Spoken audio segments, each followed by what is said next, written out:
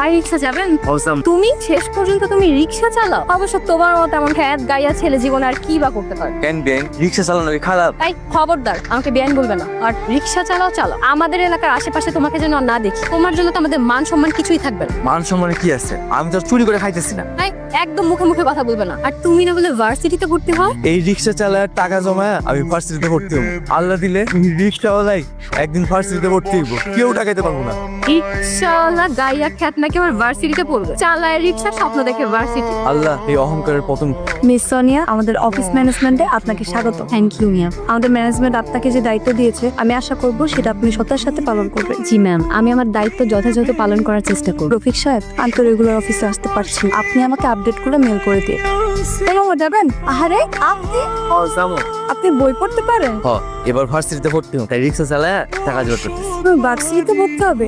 ভর্তি হতে আর কত টাকা লাগবে? ভার্সিটিতে কত টাকা লাগে তা তো জানি না। আজকে আমিও ভার্সিটিতে ভর্তি হবো, তোমার ভর্তি যত টাকা লাগে আমি দিব। না না, এটা আমি করতে পারবো না, আমার জানলে বোকা দিবে। তোমার টাকা জোগাড় করতে করতে তো ভার্সিটিতে ভর্তির সময় শেষ হয়ে যাবে। তা অবশ্য ঠিকই কইছে। আমি যে ভার্সিটিতে ভর্তি হবো তুমি কি সেটাতে ভর্তি হবে?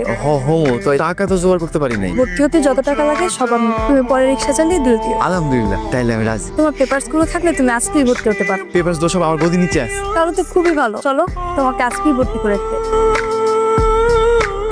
কি ব্যাপার ঝুমা, এখানে বসে আছো? তোমার স্টাডি নেই? আমার দাদুমণির জন্য মন খারাপ, দাদুমণির কাছে যাও। দাদুমণির কথা একটাবার উচ্চারণ করলে দিবা একটা থাপড়ি। সোনিয়া, আজকে প্রথম দিন অফিস কেমন লাগলো? অনেক ভালো লেগেছে। আমার অফিসের ডিরেক্টর ম্যাডাম সবাইকে ওর সাথে পরিচয় করিয়ে দিয়েছে, ও আমার শালিক। আপু, ম্যাডামটা না অনেক ভালো। আজকে তোমার দেবরকে রাস্তায় পেয়েছিলাম। কি করছিল? ঘুরছিল?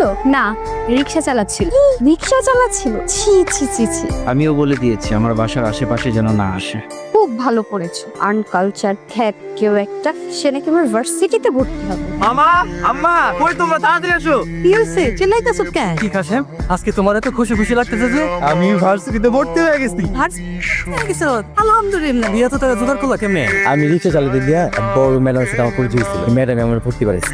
কথাটা শুনে আমার যে কি ভালো লাগতেছে। কিন্তু এটা তো ঠিক হইলো না, একজনের দানের টাকা দিয়ে পড়াশোনা করবি। আম্মা, আমি তারা কইছি আমি রিক্সা চালায় সব টাকা পরিশোধ করে দিই। হ্যাঁ, রিক্সা চালায় সব পরিশোধ করে দি। আর আমি সবারে কমু আমার ভাগনা ভার্সিটিতে পড়ে। তোরে মস্ত বড় অফিসার হইতে, রফিকের থেকে বড় অফিসার হইতে।